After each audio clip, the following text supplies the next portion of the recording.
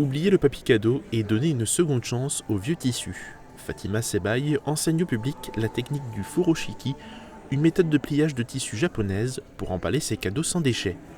Comme elle, plusieurs exposants ont appris aux visiteurs à valoriser certains déchets destinés aux rebuts ou de vieux objets qui traînent à la maison. Boris Kuffler est aussi venu participer à la première édition du village du réemploi et de la réutilisation. Il anime un atelier de création avec du bois recyclé. C'était un ancien musicien. Ça fait vraiment longtemps que je travaille le bois, donc pourquoi ne pas se lancer dans la menuiserie et pourquoi pas dans l'écomenuiserie, parce que j'ai quand même des valeurs écologiques assez fortes. Et je pense que l'écomenuiserie, ça permet vraiment de recycler du bois qui a déjà eu une première vie, une deuxième vie, et plutôt que de couper les forêts, de couper les vergers, et de récupérer tout le bois qui existe, qui est souvent voué à la disparition. Une dizaine d'exposants de tout le territoire se sont rassemblés à l'espace Jeux et Loisirs de Groß-Biedersdorf.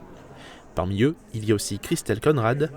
Cette créatrice réutilise des matériaux particuliers, des chambres à air de vélo et des vieux volants de badminton. Depuis toute petite, je garde tout ce que je peux. Le nombre de déchets qu'on crée est tellement immense. Là, même les volants, je les ai déjà pris en main plusieurs fois. Les têtes des anges, elles sont aussi faites avec le haut du volant, donc c'est vraiment important qu'on jette le moins possible.